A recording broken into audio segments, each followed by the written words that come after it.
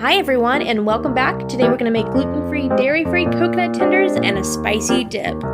First thing I'm doing is taking a shallow dish or a pie pan, and I'm adding 2 eggs. Now with one hand, it's a little bit hard to do this. Hopefully you have both hands available or are really good at cracking your eggs.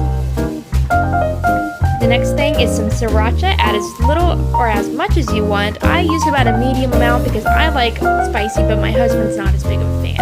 And then half a cup of your favorite unsweetened, unflavored, dairy-free milk. And you're just gonna whisk it on up until it's nice and combined. It should have all the eggs mixed in and be kind of this peachy kind of color. Next thing is our dry ingredients. What you're gonna need is your favorite all-purpose gluten-free flour, shredded unsweetened coconut, make sure it's unsweetened. Next, the Epicure Poco Picante seasoning, baking powder, make sure it's gluten-free baking powder, and then some black pepper. Now first we're going to make our flour, which is super easy. It's just about 1 cup of gluten-free flour. I kind of measured it by eye, you might notice that, but I'm pretty good at getting it accurate. And then 1 tablespoon of baking powder mixed in. Now for the coconut mix. It's going to start with a teaspoon of pepper. I'm using our Epicure multi-purpose measuring spoon. And then some unsweetened coconut. And some Poco Picante. Now I use 2 teaspoons. If you want a little extra spicy, add more. But I do find that 2 teaspoons is plenty. And then a 1/4 cup of gluten-free flour just to help bind it all together. Now you're going to give it a really good mix. Make sure that everything is nice and incorporated.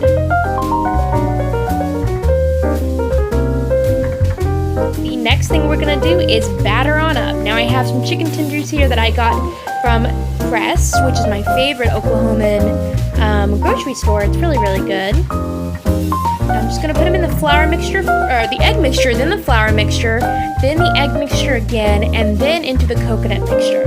What this is going to do is it's going to make it super duper fluffy and give it lots of layers. So when we bite in, it's not just one note, it's just going to be so delicious. And I'm going to do that to the rest of them. This does make about 12 tenders, but you could definitely add more of the ingredients and make more if you wanted to.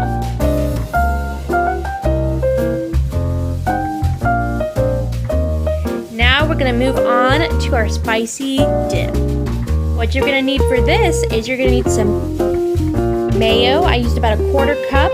I used some smoked paprika. Hungarian is the best in my opinion. Garlic powder, tomato ketchup, sriracha because we love a good spice, and a tiny bit of salt. This is just plain table salt, but Himalayan is amazing. You're going to start by adding about 1.5 tablespoons to 2 tablespoons of ketchup to your mayo. Again, I'm eyeballing literally everything. Then you're going to add sriracha to taste. I like to add a nice little, I'd say that's about 1 teaspoon in there. Then a heavy sprinkle of garlic powder. Then I'm going to add in my smoked paprika. Again, I was doing this with one hand, and it's about 1/4 teaspoon in there. If even that, it's about 8 actually. Then I'm going to fail and start over again and add some salt. I did find that wasn't too much salt at first, so I was a little bit worried, and you're going to mix it up. I did end up adding a little more ketchup, so it ended up being 2 tablespoons in the end. And then you can put it in, and I used our prep bowl. These are our cute little prep bowls with these lids, and they're just so easy for sauces, butters, and all sorts of things. Next, I'm taking my delicious coconut chicken with our silicone gripper, which is just so nice, and you can use it in a frying pan just like I did. And I'm putting 3 in at a time just to make sure I don't overcrowd the fryer and everything gets cooked evenly. Now you're going to know they're done when they start to turn golden brown. I gave them a few more seconds after this just to fully crisp up, and then I transferred them over to paper towels that I put in just like one of my glass baking dishes.